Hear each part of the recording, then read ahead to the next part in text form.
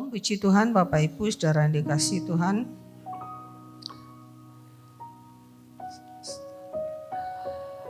Ya,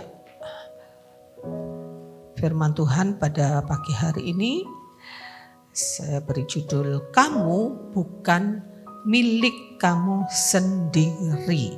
Ya, saya akan mengajak kita membaca dari 1 Korintus pasal yang ke-6 ayat yang ke-19 dan ayat yang ke-20. 1 Korintus 6 ayat 19 dan ayat yang ke-20. Yuk kita baca bersama-sama ya. Sudah terpampang di situ. Ya. Ayat 19, 2, 3. Atau tidak tahukah kamu bahwa tubuhmu adalah bait Roh Kudus yang diam di dalam kamu, Roh Kudus yang kamu peroleh dari Allah, dan bahwa kamu bukan milik ayat 20 dan kamu bukan milik kamu sendiri, sebab kamu telah dibeli dengan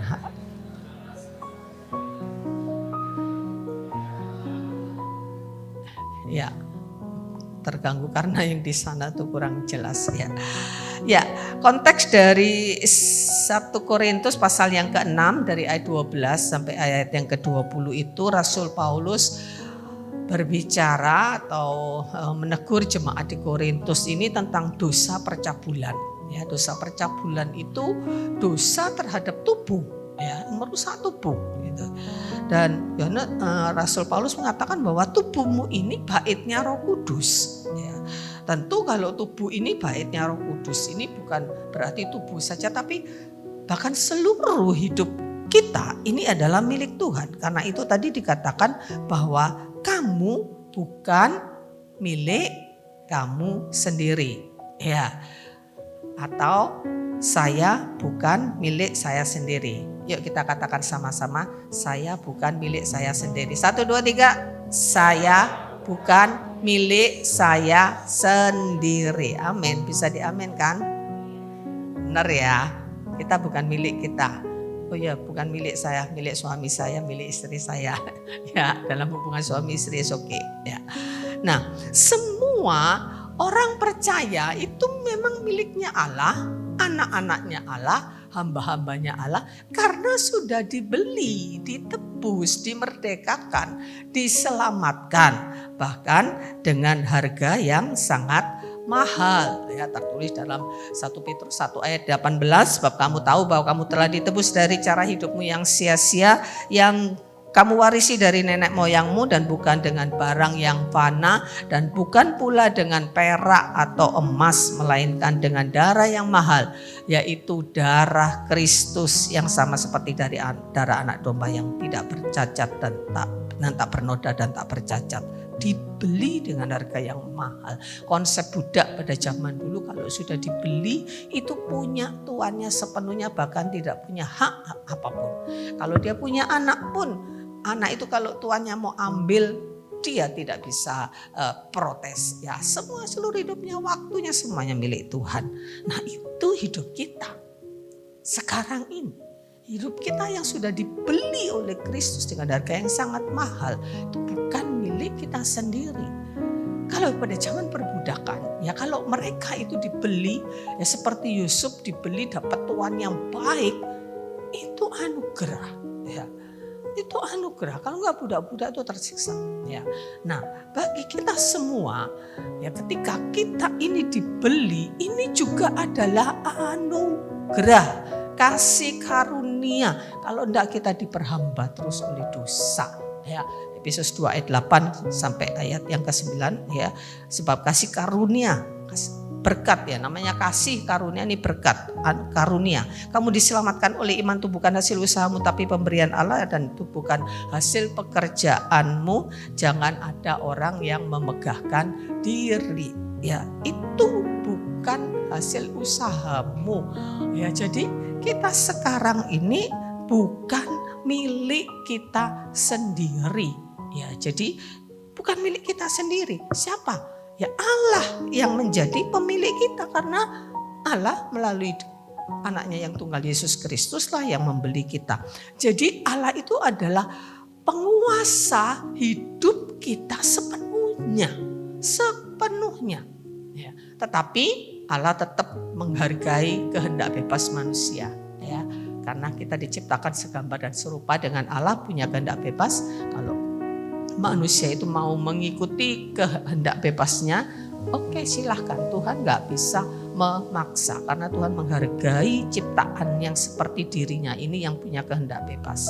Ya, tapi kalau orang itu memahami sesungguhnya bahwa dirinya milik Allah, maka dia akan tundukkan kehendaknya kepada kehendak Allah. Bukan berarti kita jadi orang yang gak punya kehendak, wis manut kayak robot gitu, enggak. Ya, kita pahami kehidupan kita sesungguhnya di dalam Kristus, kita punya kemerdekaan, kita punya segala-segalanya. Nah, kita lihat ya. Nah, kita melihat lebih dahulu berbagai aspek hubungan antara pemilik dan yang dimiliki, yaitu kita, berbagai macam aspek hubungan. Ya. Yang pertama itu adalah hubungan bapak dan anak. Hubungan bapak dan anak. Kita sering baca mungkin ayat ini di dalam Roma pasal yang ke-8 ayat 5, saya singkat ayat 15b saja ya, sampai ayat yang ke-16. Tetapi kamu telah menerima roh yang menjadikan. Kata menjadikan ini bukan berarti dari kita kan. Ada yang menjadikan.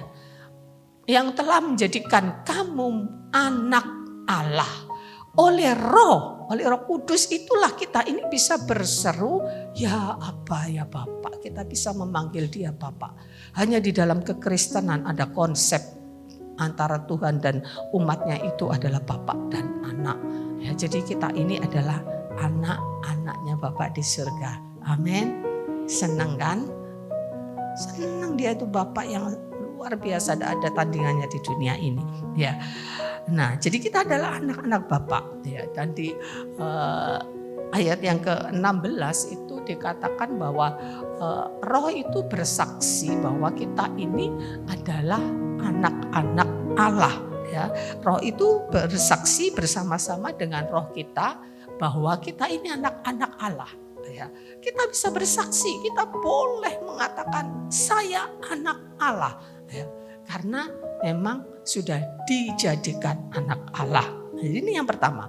Nah, saya tidak terlalu banyak di bagian ini karena ini bagian yang saya yakin Bapak Ibu sudah paham juga. Nah, yang kedua itu adalah hubungan Allah dengan umat. Ya, ini ada hubungan Allah di konsep agama-agama yang lain. Mungkin hubungannya seperti ini. Hubungan Allah dengan umat. Bahkan Allahnya itu Allah yang tinggi, di tempat yang maha tinggi. Lalu Bapak Gembala juga menyampaikan ya, Allah yang mereka perlu datang kepada Allah itu dengan membawa sesembahan, membawa sajian Allah yang tidak berdiam di dalamnya. Ya, tetapi kita, sampai Petrus 2 ayat 9 sampai 10 ayat yang cukup terkenal dan kita pahami bersama mungkin.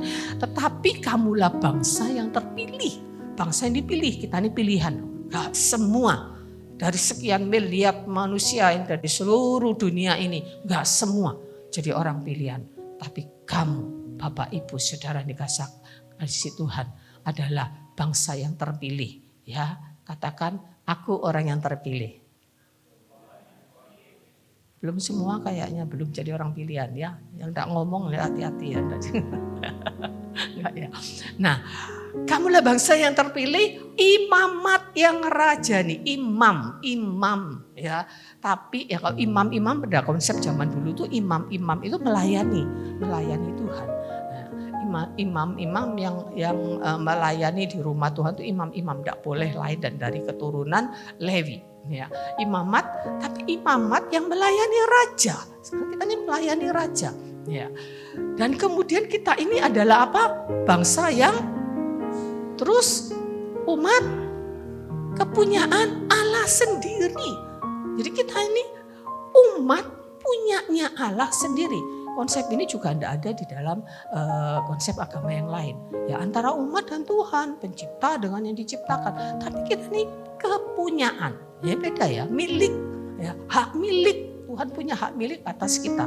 Kita ini umat kepunyaan Allah sendiri, ya. Terus di ayat yang ke-10 itu dikatakan kamu yang dahulu bukan umat Allah tetapi yang sekarang, diulang lagi.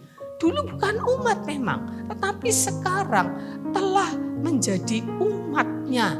Ya, yang dahulu tidak dikasihani, tapi yang sekarang telah beroleh belas kasihan. Jadi kita jadi umat Tuhan itu karena belas kasihan Tuhan, bukan karena kebaikan kita. Sama sekali tidak ada andil kebaikan kita, tetapi karena belas kasihan Tuhan, kita sekarang adalah umat-umat Allah. Ya, jadi yang pertama tadi kita adalah anak, yang kedua kita adalah umat Tuhan, dan yang ketiga ini dalam konsep hubungan kita dengan Tuhan adalah gembala dan domba. Ini dalam perumpamaan, kisah perumpamaan. Sejak di Perjanjian Lama ada perumpamaan ini, Mazmur 23 yang terkenal. Ya, bahwa akulah gembala yang baik. Ya, gembala yang baik itu membawa aku ke air yang tenang, memberikan padang rumput yang hijau, ya, memberikan kepada kita itu perlindungan, ya, berjalan di tengah lembah kekelaman sekalipun ada tangan Tuhan, gadamu dan tongkatmu itulah yang menjadi pelindung aku. Menyediakan hidangan di hadapan para lawanku. Dia mengurapi kepalaku dengan minyak. Ya, dan dia menyediakan hidangan di hadapan para lawanku. Dan kebajikan, kemurahan mengikutiku seumur hidupku. Nah, itu perjanjian lama. Nah, di dalam perjanjian baru juga, di dalam Yohanes pasal yang ke-10 itu juga tentang gembala dan domba. Saya ambil di ayat yang ke-27. Domba-domba siapa? Ku. Domba ini menyatakan kunya, menyatakan milik, ya. Kalau saya katakan ini HP ku, ya ini berarti punya saya. Domba-dombaku. Domba-dombanya siapa? Domba-dombanya Tuhan, domba-dombanya gembala. Mendengarkan suaraku dan aku mengenal mereka dan mereka mengikuti aku. Dan aku, siapa ini? Gembala itu, Tuhan itu. Memberikan hidup yang kekal kepada mereka dan mereka apa? Pasti tidak akan binasa sampai selama-lamanya, dan seorang pun tidak akan merebut mereka dari tangan. Tidak ada yang bisa merebut kita dari tangan Tuhan. Ya.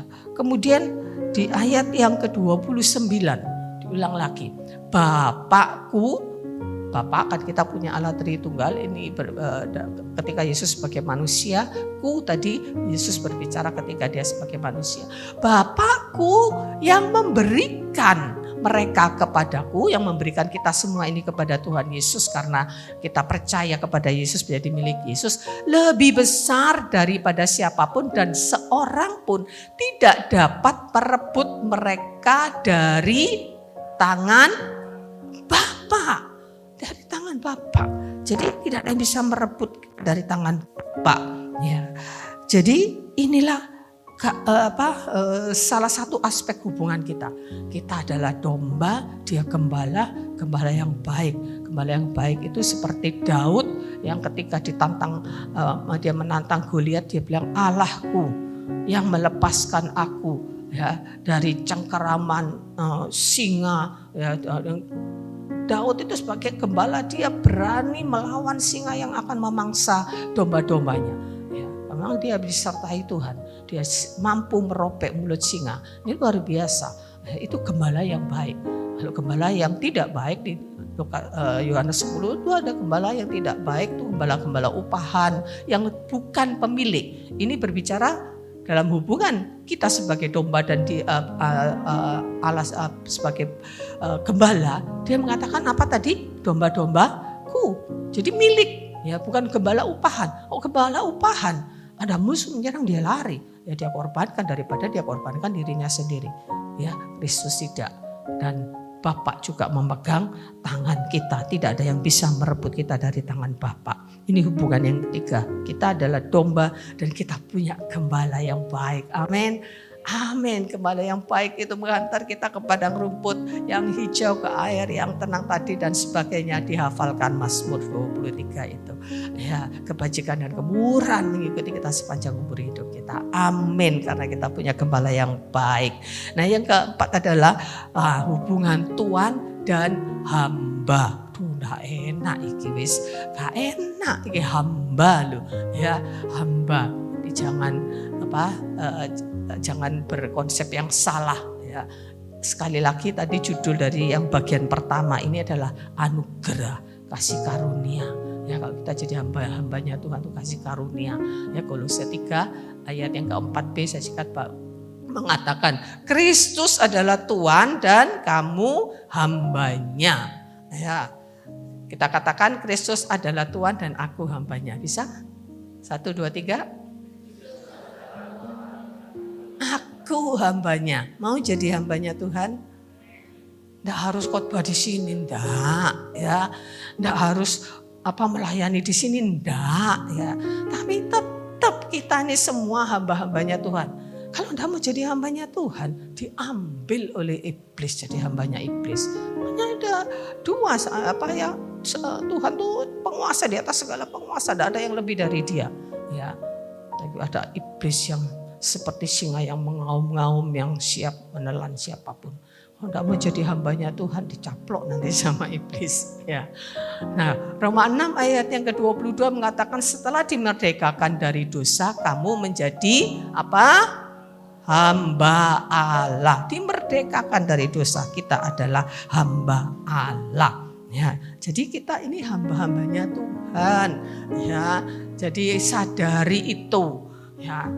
Nanti kita lihat di bagian berikutnya apa lalu konsekuensinya ya. Jadi kita harus yakin kita semua ya, bukan cuma yang di sini-sini nih loh hamba-hamba Tuhan. Enggak, yang ada PDT-nya di depan namanya itu hamba Tuhan, tidak semuanya hamba-hamba Tuhan. Amin. Ya. Nah, yang kemudian yang kelima saya hanya ngambil 5 bagian ini adalah hubungan mempelai laki-laki dan wanita. Nah, ini agak mungkin kalau di konsep agama-agama yang lain ini agak aneh ini. Masuk Tuhan jadi Kristus ya, khususnya jadi mempelai, kita jadi mempelai wanita loh. Saya kan cowok ya. Tapi kita semua gereja itu mempelai wanitanya Kristus ya, bukan jadi cowok-cowok lalu jadi perempuan. Enggak, ini hanya perumpamaan sebetulnya, tapi menggambarkan satu ikatan yang satu yang tidak akan terpisah selama-lamanya. Ya kan, di dalam konsep kekristenan kan suami istri itu satu. Ya, satu, orangnya ya tetap dua, pikirannya dua, tapi hatinya satu. Ya, menyembah Tuhan yang satu. Nah, itu kasih tahu anak, cucu, menantu, saudara-saudaranya. Ya, kalau cari pasangan hidup satu Tuhan, supaya gak repot Bapak Ibu. Ya, nanti saya ajak jadi Kristen kok nanti. Iya kalau bisa, kalau enggak ada yang katut Bapak Ibu. Ya, jadi orang percaya gereja adalah mempelai wanita Kristus. Saya dibaca tuh ayatnya di dalam Efesus 5 ayat 31 dan 32 itu juga awalnya berbicara tentang hubungan suami istri. Itu saya dikatakan yang aku maksudkan adalah yang lebih dalam lagi dari sekedar hubungan suami istri adalah hubungan Kristus dengan jemaatnya. Di Wahyu nanti pada saatnya ketika kita diangkat nanti ada yang namanya perkawinan anak domba Allah, pernikahan kita dengan Kristus ya.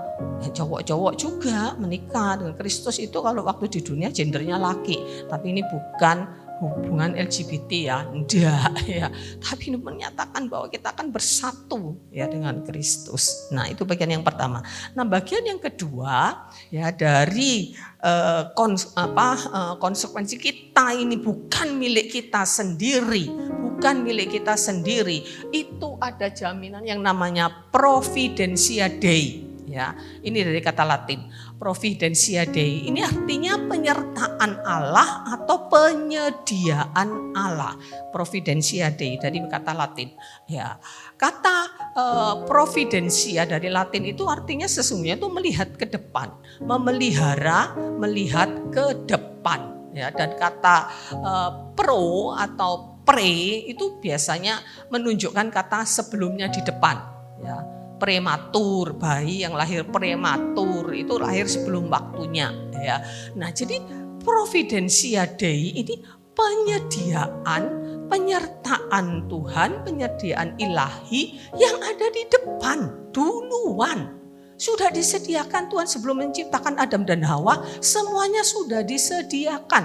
Allah menyediakan duluan semuanya, disediakan semuanya. Untuk makannya, untuk minumnya, disediakan duluan. Nah, kita sebagai milik daripada Tuhan, ada providensia Dei atas hidup kita. Amin. Ada penyertaan Tuhan, ya, ada berbagai macam. Berbagai macam bentuknya seluruhnya, tapi akan saya sampaikan secara ringkas beberapa hal. Yang pertama, kita punya hak waris. Anak punya hak waris, bener nggak? Punya hak waris ya anak-anak ya, bahkan sampai nuntut loh. Sampai rela, ada orang tua yang dibunuh cuma gara-gara warisan. Ya, anak punya hak waris. Kalau orang tuanya tidak ada yang diwariskan, ya sudah jangan nuntut ya. Tidak punya warisan apa-apa. Nah, Erni dapat warisan apa dari Bu Yang? Dari Pak Rahmat. Oh, dapat warisan iman, luar biasa itu Bu Yang wariskan iman ya. Duit enggak ya? Ya, dapat hak waris ya. Roma 8 ayat 17, dan jika kita adalah anak maka kita adalah apa? Yang jelas ngomong, katakan dengan iman, ahli waris ya.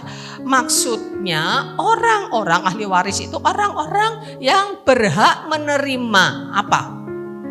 Janji Allah, yang akan menerimanya bersama-sama dengan Kristus. Kristus itu anak Allah, anak sulung. Dia punya hak waris, kita akan menerimanya. Ya, tapi ada embel-embelnya ini tidak enak ini. Yaitu jika kita menderita bersama-sama dengan Dia, tapi endingnya supaya kita juga dipermuliakan bersama-sama dengan Dia. Jadi kita ini menyatu dengan Kristus. Ya, Kristus menderita, kita juga menderita. Kristus pikul salib. Yesus bilang, barang siapa mau menjadi muridku, dia harus memikul salibnya dan memikut aku. Ada beban, ada pikul salib. Ya, ada tanggungan yang harus kita tanggung. Kita lihat di bagian berikutnya.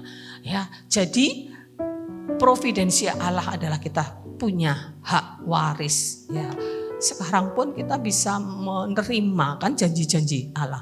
Orang-orang yang berhak menerima janji Allah. Janji pemeliharaan ada, makan ada, minum, pakai ada, ya, mobil mewah. Enggak, Tuhan janji soalnya. Enggak janji itu, enggak, ya. Tapi lebih dari sekedar makan, minum, pakai kan? Lebih dari itu kan? Punya HP semua, ya. Di rumah ada kulkas semua, ya. Penyediaan Tuhan. Ya, kita punya janji-janji Tuhan. Di dalam Filipi juga dikatakan, nyatakan dalam segala hal keinginanmu. Memang di Matius itu diberikan janji pemeliharaan, makan, minum, pakai, ya, yang Tuhan janjikan. Ya, nanti dibaca ya Matius 6 ayat 25 sampai 30 itu Tuhan menyediakan jaminan pemeliharaan, makan, minum, pakai, kebutuhan pokok dijamin. Keinginan boleh minta di dalam Filipi 4 ayat 6, nyatakan dalam segala hal keinginanmu kepada Allah. Pengen apa? Ngomong sama Tuhan. Tuhan, saya pengen punya mobil ini Tuhan gitu loh. Ya, silakan ngomong ya, tapi kan kedaulatan di tangan Tuhan. Kasih puji Tuhan, enggak dikasih puji Tuhan ya. Boleh minta, jangan minta sama yang lain-lain. Minta sama Tuhan. Ya, minta sama Tuhan. Ya. Tuhan tahu kalau butuh pasti dikasih sama Tuhan. Amin. Ya, minta apa saja. Keinginan nyatakan, ya kan dikatakan nyatakan dalam segala hal keinginanmu dalam doa dan ucapan syukur. Artinya kalau tidak dituruti ya tetap ucapan syukur ya, karena Dia punya kedaulatan. Tidak bisa maksa Tuhan, tidak bisa nuntut Tuhan, ayo klaim janji Tuhan. Tidak bisa kita nuntut Tuhan apapun, kita tidak punya hak ya. Jadi itu janji, jaminan Tuhan, jaminan pemeliharaan. Nah kemudian pemeliharaan kebutuhan pokok ya pasti, tidak usah khawatir ya, pasti. Bagaimanapun nanti walaupun Matius 24 itu ada menubuatkan akan ada kelaparan, dan Tuhan akan jamin kita ya. Yang penting tapi jangan nuntut makanan macam-macam, yang penting enggak lapar gitu ya. Yang penting enggak lapar ya. Nah, kemudian yang berikutnya janji, maaf ini kok ya, jaminan pemeliharaan. Yang kemudian adalah jaminan penyertaan dan perlindungan. Ya, di dalam Ibrani 13 ayat 15 sampai yang 6, karena Allah telah berfirman, aku sekali-kali tidak akan membiarkan engkau dan aku sekali-kali tidak akan meninggalkan engkau. Sebab itu dengan yakin kita dapat berkata, Tuhan adalah penolongku. Aku tidak akan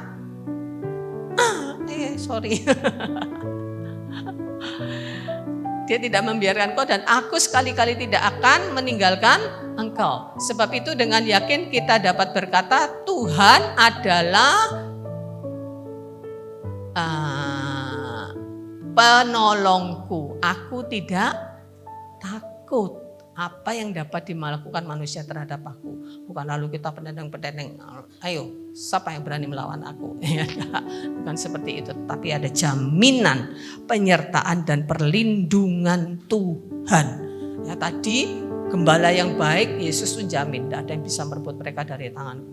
Kemudian Bapa menjamin, bahkan kita itu punya yang namanya triple protection. Ya, triple protection tadi Bapa, Anak, Roh Kudus juga diberikan malah tinggal. Ya, tadi tubuhmu Pak itu Roh Kudus, ada gunanya Roh Kudus tinggal di dalam kita. Ya, untuk menolong kita, ya, untuk menghindarkan kita dari perbuatan dosa. Roh Kudus akan berbicara kepada kita. Dan bukan double lagi, triple protection. Bapa, Anak, Roh Kudus berkarya sepenuhnya di dalam kehidupan kita. Amin. Amin. Kita lihat juga ya satu, dan saya membaca di dalam Mazmur 100 yang ke-18 ya, ayat 1 sampai 17. Itu puji-pujian dari pemazmur akan jaminan dan pertolongan Tuhan kepada orang-orang benar. Ya, disebutkan juga aku tidak takutnya. Ini jaminan perlindungan, puji-pujian pemazmur ini ya, menyatakan bahwa dia memuji Tuhan karena perlindungan Tuhan. Tapi anehnya di ayat yang ke-18 dalam Mazmur itu, di lanjutannya 18 dikatakan oleh pemazmur itu, Tuhan telah menghajar aku dengan keras, tapi ia tidak akan menyerahkan aku kepada maut. Saya kadang merenung ayat ini, kok bisa ya? Di ayat 1-17 dia memuji-muji Tuhan, tapi di ayat 18 Tuhan menghajar aku. Artinya bahwa pertolongan, penyertaan, perlindungan Tuhan itu bisa juga dilakukan dengan didikan, dengan disiplin, ya, dengan hajaran, bahkan seperti di Ibrani 12 ayat 5 sampai 6. Anak yang aku kasih itu aku hajar disesah supaya jadi baik, ya. Kalau perlu Tuhan akan mengajar kita. Ya, tetapi yang pasti Tuhan jelaskan tadi ya, dia akan menghajar aku dengan keras tapi tidak akan menyerahkan kepada maut. Ya, kadang-kadang perlindungan Tuhan, ya, penyertaan Tuhan itu juga berupa didikan, bahkan hajaran yang keras, tapi pasti Tuhan tidak akan membinasakan kita. Karena itu adalah satu bentuk penyediaan daripada perlindungan Tuhan. Ya, kalau nakal, ya anak nakal ya perlu dididik, perlu didisiplin, perlu dihajar juga. Ya, makanya jangan nakal-nakal ya. Ya, jadi ini jaminan yang Tuhan berikan, providensia Dei Tuhan, dari Tuhan berupa penyertaan dan perlindungan. Yang tadi berupa jaminan, ya jaminan kebutuhan kita, dapat hak waris, dapat jaminan kebutuhan pokok, dapat jaminan pemeliharaan dan perlindungan. Ya, kemudian yang berikutnya apa yang Tuhan sediakan? Providensia Allah adalah berupa tuntunan lewat firman Tuhan. 2 Timotius 3, 16, 17 firman itu yang akan mengajar kita kepada mengingatkan kita akan yang salah, bahwa kita kebenaran, bahwa kita kepada satu kebenaran. Tapi ya perlu belajar. Ya Bapak Ibu harus belajar. Firman Tuhan ini akan memberikan didikan, ya memberikan tuntunan di dalam kehidupan kita. Jadi ya harus belajar firman Tuhan. Ya. Di Sinode GBIS sebetulnya itu ada program yang namanya program sertifikat, ya, program pendidikan belajar Alkitab, ya, mata kuliahnya kayak mata kuliah teologi ya, tapi cuma 1 tahun 12 mata kuliah, dalam setahun selesai, ya, belajar. Saya lupa ya untuk menawarkan pada jemaat ya yang angkatan ini sudah berjalan, atau 1 bulan atau 2 bulan sudah berjalan ya. 2 tahun yang lalu saudara Theo ikut dapat sertifikat 1 tahun. Jadi kayak Theo itu sudah belajar ya, nanti satu saat dikasih kesempatan untuk khotbah firman Tuhan ya, karena dia juga sudah belajar ya. Tahun ini, Theo tahun lalu, tahun ini Winarto saya ikutkan program itu ya. Mungkin kalau ada yang mau ikut silahkan online ya, di rumah saja online ya. Sebulan itu cuma 1 minggu, Senin sampai Jumat ya, biasanya mulai jam 6 ya, sekitar jam 6 atau jam 5 gitu ya. Belajar teologi, belajar Alkitab di situ diajari ya, cuma 1 tahun, memang non gelar ya. Kita perlu belajar ya, belajar firman Tuhan ya. Kemudian apalagi providensia dari Allah, yaitu talenta, karunia ya. Maaf salah sebelumnya ya, karunia-karunia, berkat-berkat, talenta-talenta, kemampuan-kemampuan. Waduh ini banyak ya, enggak bisa dirinci satu-satu. Kesempatan, waktu ya, talenta, karunia. Bapak Ibu ini saya yakin punya masing-masing orang. Enggak ada orang lahir tanpa karunia apa-apa, enggak ada. Ya, semua orang tuh punya talenta. Coba digali. Ya, orang tua bisa mulai menggali anaknya ini talentanya di mana, kemampuannya di mana. Ya, semua orang tuh pasti punya talenta. Ya, ada berbagai macam karunia Tuhan berikan. Ya, talenta untuk kita bisa melayani, bisa ngomong. Di Roma 12 itu ada 7 karunia: motivasi, menasehati, memberi. Ada orang yang suka memberi, ada orang angel lelek memberi ya. Ada gitu orang tuh angel banget memberi. Ya, tapi ada orang yang murah hati, itu karunia. Bukan berarti yang enggak mau memberi itu waduh ini enggak dapat karunia ya. Belajar, semua orang pasti dikasih Tuhan berkat kan? Ya, karunia untuk menasihati, karunia untuk mengajar, karunia bisa melayani ya. Kemudian karunia-karunia rohani yang lain, karunia jabatan ya, sebagai imam, sebagai guru, sebagai pengajar, sebagai gembala ya, sebagai rasul ya, karunia-karunia lain. Belum talenta-talenta bisa main musik gitu ya, best itu kan luar biasa tuh. Udah pakai kursus ya, enggak pakai kursus formal ya. Saya waktu dia bisa main keyboard tuh kaget, kapan kamu belajarnya gitu ya. Ya, bisa gitar, bisa keyboard ya, sekarang ada penerusnya, ada Melo, sudah bisa pelayanan ya, luar biasa ya. Tuhan kasih kemampuan, enggak harus talenta untuk pelayanan di sini, enggak, di rumah melayani orang-orang sekitar kita, saudara semua, pelanggan, ajak omong firman Tuhan, ngajak ngobrol ya, masuk firman Tuhan, masuk kebenaran. Itu kita tuh kasih Tuhan karunia talenta yang banyak ya, karunia rohani ya, semuanya harus digali ya, pasti ada karunia. Nah, ini bagian yang terakhir, yang bagian yang terpenting dalam yang ingin saya sampaikan itu adalah bahwa kita itu punya tanggung jawab ya atas semua anugerah tadi. Tuhan kasih satu hubungan ya tentang tentang milik, bahwa kita milik Tuhan, ada hubungan milik, kemudian ada providensia dari Allah, ada penyediaan Allah, dan itu bagiannya Tuhan. Bagiannya Tuhan, di depan semua Tuhan sudah memulai. Segala sesuatu itu Tuhan yang memulai. Sekarang kita punya tanggung jawab ya. Jangan pikir wah kita tidak punya tanggung jawab, kita punya tanggung jawab ya. Pertama, kita sudah dimerdekakan dari dosa, harus menjadi hamba kebenaran. Roma 6 itu ayat 16 sampai 18. Artinya pelaku kebenaran. Ya, hidup kita ini harus benar. Ya, nggak mungkin langsung sempurna, bisa jatuh bisa, tapi jangan sengaja berbuat tidak benar.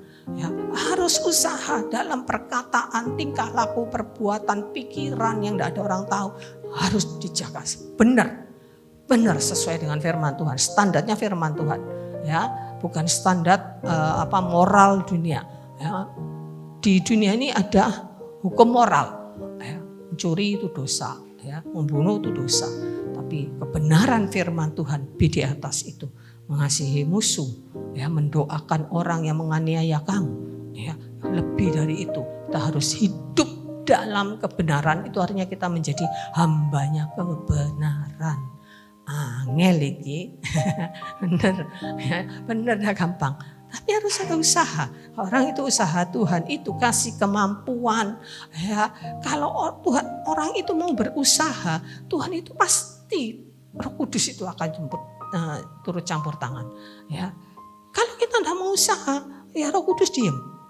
Roh Kudus tidak akan mengontrol hidup kita seperti pakai remote control gitu, enggak. Tapi kalau kita mau, tolong Tuhan, tolong Roh Kudus, aku mau benar, aku enggak mau dusta, aku enggak mau bohong.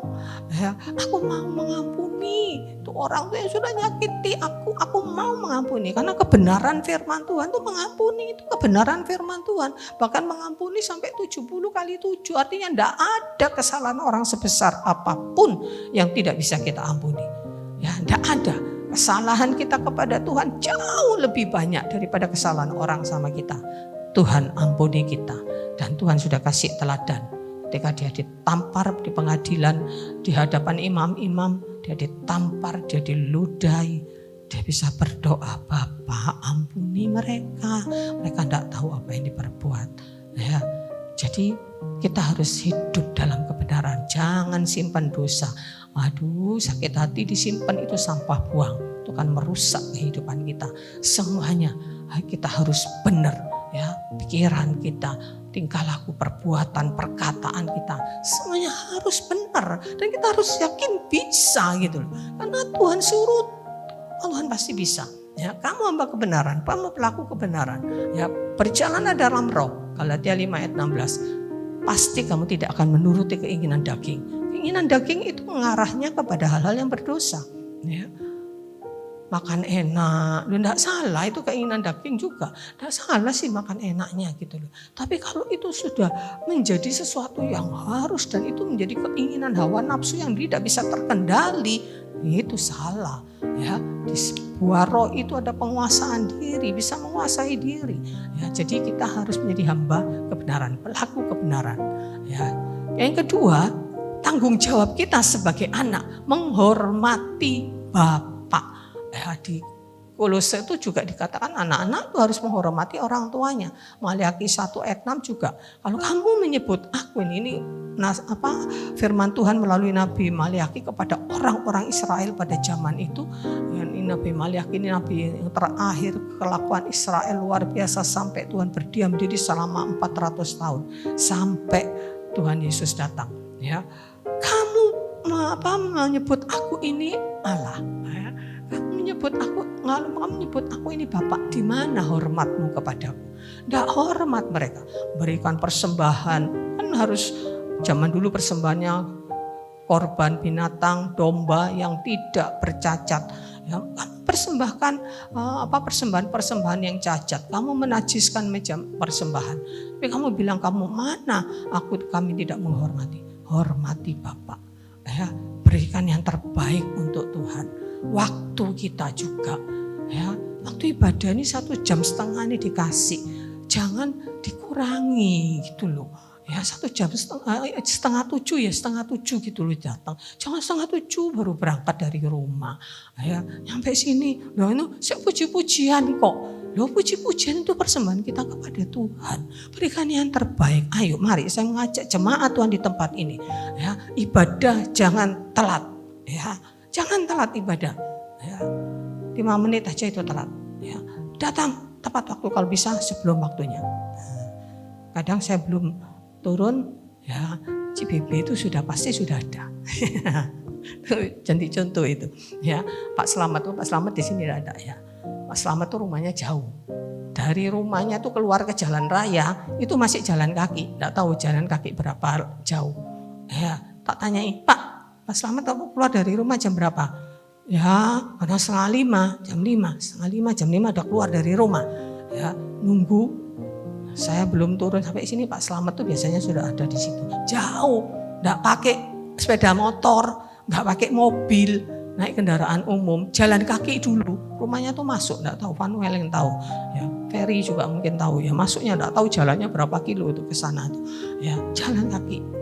Enggak pernah telat. Kalau dia enggak datang, kalau dia datang pasti enggak pernah telat. Ya. Mari hargai itu, berikan yang terbaik untuk Tuhan. Loh ibadah loh di sini loh seminggu sekali, ya itu datang hanya aja, kadang enggak rutin ya kalau ada waktu ya kan saya ada minggu depan ya. Berikan yang terbaik, hormati Tuhan. Ya Tuhan itu 2-3 orang, aku sudah hadir. Ya tapi kitanya enggak hadir, Tuhan yang disuruh nunggu. Ya ini kan puji-pujian itu justru itu persembahan kita kepada Tuhan. Lalu khotbah ini Tuhan memberi kepada kita, berikan yang terbaik untuk Tuhan. Ya, mau datang enggak telat ibadah? Ya, mari yuk yang telat-telat janji bisa kalau diatur waktunya. Nanti kita lihat bagian berikutnya juga ya, tanggung jawab kita ya sebagai anak menghormati orang tua. Kemudian sebagai hamba, ini kita adalah tunduk taat melakukan pekerjaannya ya. Lukas 17 ayat 7 sampai 10 itu tidak punya hak apapun. Ya berbahagialah juga di perumpamaan itu hamba yang didapati tuannya melakukan tugasnya waktu tuannya itu datang. Jadi namanya hamba itu tunduk dan melakukan pekerjaannya, pekerjaan tuannya. Kristus itu menjadi pengendali hidup kita. Ya, jadi Kristus itu adalah Tuhan dan kita adalah hamba. Di dalam Galatia 2 ayat 19 sampai 20, tidak usah kita baca ayat. Rasul Paulus mengatakan, aku ini hidup, tapi bukan aku lagi yang hidup. Tuhan Kristus yang hidup di dalam aku. Artinya Tuhan yang mengendalikan kehidupannya. Dan hidup yang kuhidupi sekarang ini di dalam daging adalah hidup oleh iman kepada anak Allah yang sudah mengasihi aku dan menyerahkan dirinya untuk aku. Rasul Paulus ya mengatakan Kristus yang hidup di dalam aku, Kristus yang jadi Tuhan, Kristus yang mengendalikan hidupku ini. Itu kata Rasul Paulus. Dia rasul yang luar biasa. Dia mengatakan ya bahwa hidupnya ini bukan aku lagi. Jadi Tuhan yang mengendalikan. Tuhan suruh apa? Ya iya saja. Ya Kristus yang mengendalikan kehidupannya. Ya, jadi kita kalau Tuhan yang mengendalikan kehidupan kita, berarti kita ini yang nurut sama Tuhan, kita yang melayani Tuhan, Tuhan yang jadi Tuhan. Ya, jadi kita harus sibuk dengan Tuhan. Ya, sibuk dengan Tuhan ini tidak sama dengan sibuk untuk Tuhan. Ya, seperti Marta dan Maria. Marta tuh sibuk untuk Tuhan, tapi Tuhan bilang Maria mengambil bagian yang terbaik. Maria sibuk dengan Tuhan. Tahu bedanya ya? Ya, kita harus sibuk dengan Tuhan. Plus sibuk untuk Tuhan juga. Ya pelayanan di sini nih sibuk. Ya Jumat, Sabtu latihan ya untuk melayani Tuhan, untuk melayani ibadah. Ya, tapi kita juga harus sibuk dengan Tuhan. Ini hubungan pribadi seperti Maria duduk diam di bawah kaki Tuhan mendengarkan apa yang Tuhan katakan. Ya, jadi kita sebagai hamba-hamba ya harus melayani Tuhan. Salah satu pelayanan kita kepada Tuhan adalah duduk diam di bawah kaki Tuhan. Ya, apa yang dilakukan Marta itu tidak salah, baik. Tuhan butuh makan, Tuhan butuh minum, dia capek di perjalanan bersama dengan murid-muridnya. Yesus waktu itu jalan kaki kemana-mana. Apa yang dilakukannya baik untuk Kristus, untuk Yesus. Ya, tetapi Maria dia anggap melakukan hal yang lebih baik, sibuk dengan Tuhan. Ya, ada sebuah quote gitu ya yang saya kasih gambar gini ya. Sesibuk apapun kita, Tuhan berhak mendapatkan waktu terbaik kita. Karena dia Tuhan. Dia Tuhan. Sesibuk apapun kita, ya, ada ibu-ibu yang sibuk kayak gitu, sini pegang sapu, sini pegang sotel, sini pegang sini. Ya, ada satu gambar yang saya cari tidak ketemu. Ya, sampai tangannya tuh sampai banyak. Pegang sotel, pegang ember, pegang pel-pelan, pegang sapu. Ya, sesibuk apapun kita, Tuhan berhak atas waktu terbaik kita. Loh gimana? Tidak harus duduk diam terus di kaki Tuhan seperti Maria, tidak harus dalam pekerjaan. Aktivitas kita sehari-hari, kita bisa sibuk dengan Tuhan. Kita bisa bersekutu dengan Tuhan. Kita bisa ngobrol dengan Tuhan. Kita bisa minta pimpinan Tuhan ketika kita sedang melakukan aktivitas kita sehari-hari. Ya, jadi Tuhan berhak atas waktu terbaik.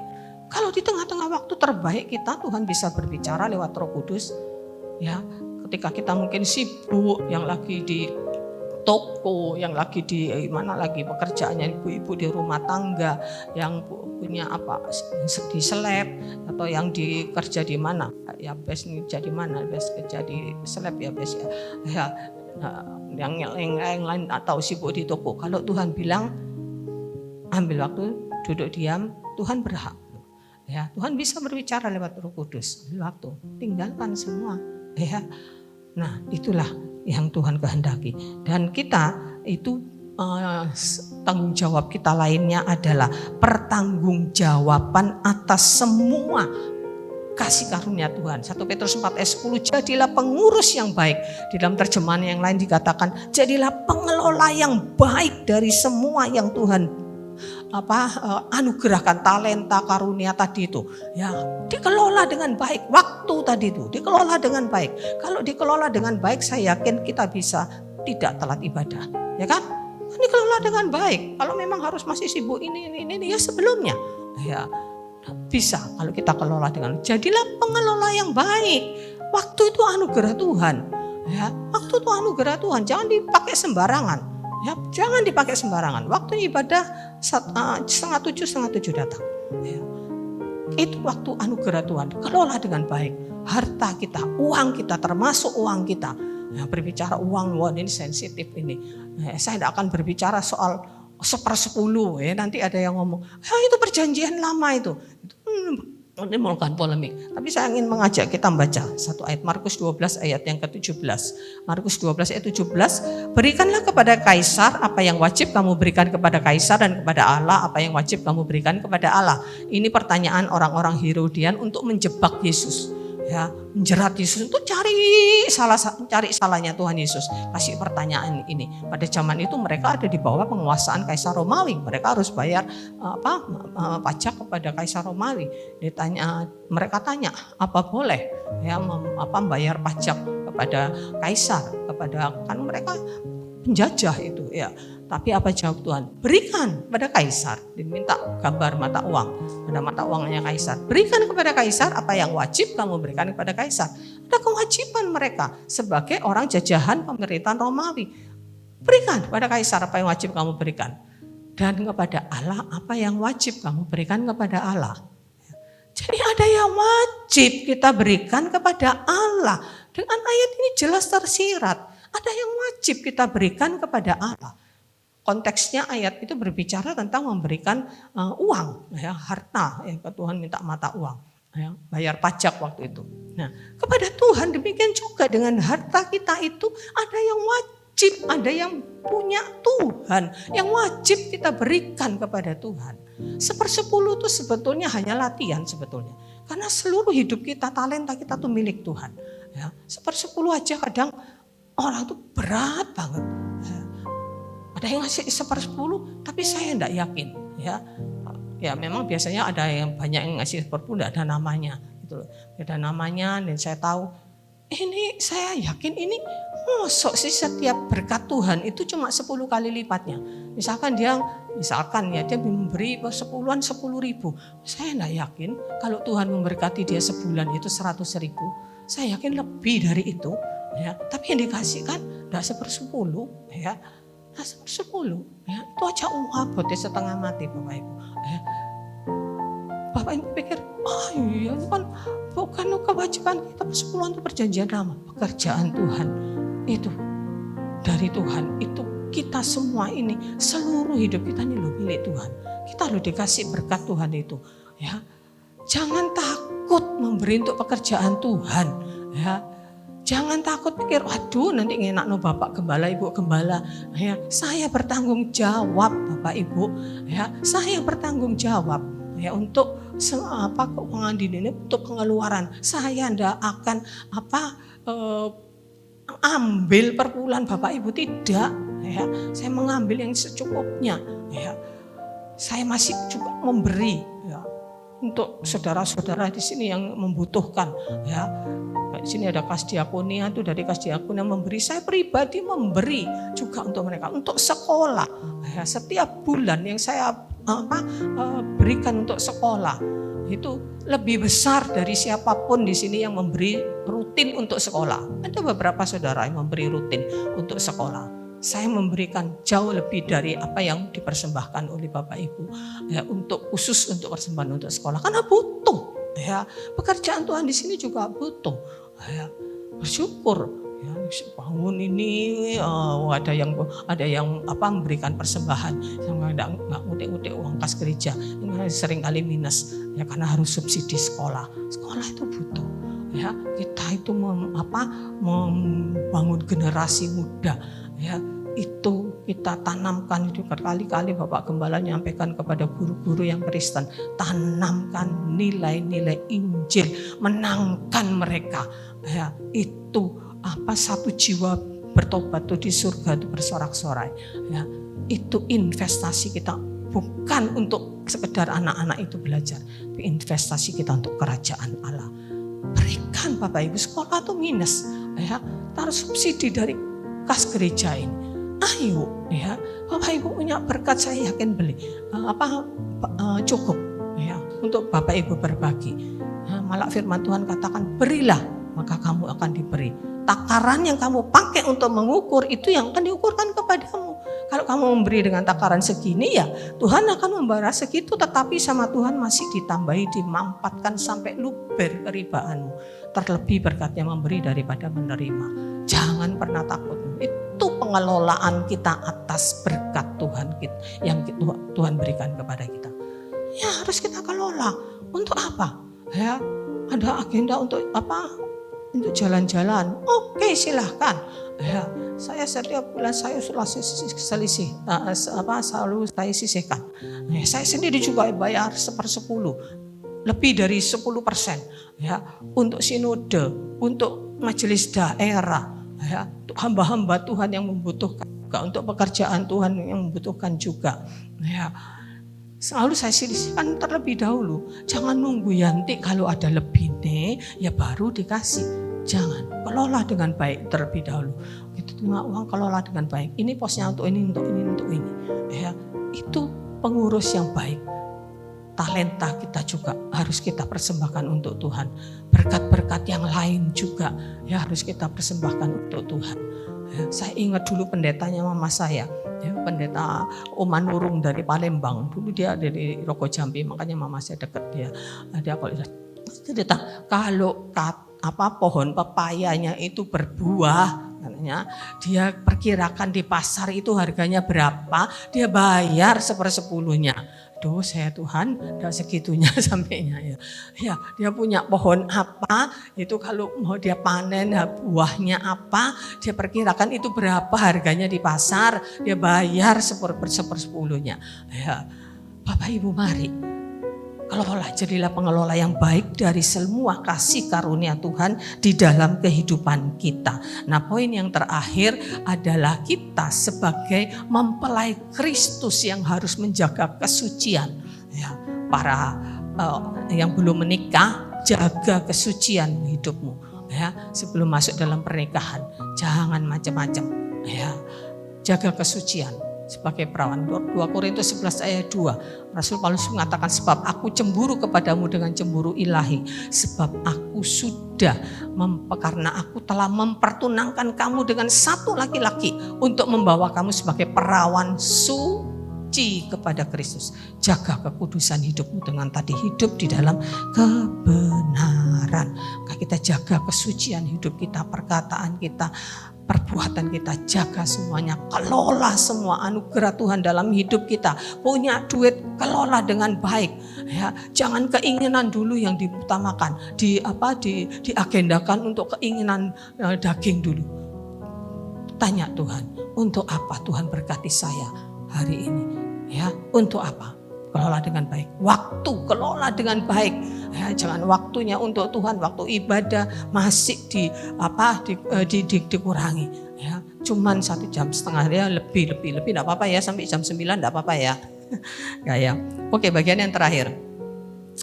Bagian yang terakhir, endingnya adalah kita akan bersama-sama dengan pemilik hidup kita, Bapa, Putra, Roh Kudus, kekal sampai selama-lamanya. Jadi kita di dunia ini sudah jadi milik Tuhan, sampai nantinya kita bersama-sama dengan Dia kekal selama-lamanya. Dalam Roma 14 ayat 2 sampai 3 dikatakan, di rumah Bapakku banyak tempat tinggal. Jika tidak demikian, tentu aku akan mengatakannya kepadamu. Sebab aku pergi ke situ untuk menyediakan tempat bagimu. Dan apabila aku sudah pergi ke situ dan menyediakan tempat bagimu, aku akan datang kembali dan membawa kamu ke tempatku, supaya di tempat di mana aku berada, kamu pun berada. Mau bersama-sama dengan Tuhan selama-lamanya di sana nanti? Atau mau di tempat lain? Ya. Kita adalah milik Tuhan, dijamin kita sudah disediakan tempat sama Tuhan di sana. Dia sudah menyediakan tempat. Ya, jadi nanti kalau pulang tidak usah bingung, ya, meninggalkan dunia tidak usah bingung, sudah Tuhan sediakan tempat. Karena Tuhan dari semula Dia sudah menjadikan hidup kita semuanya baik.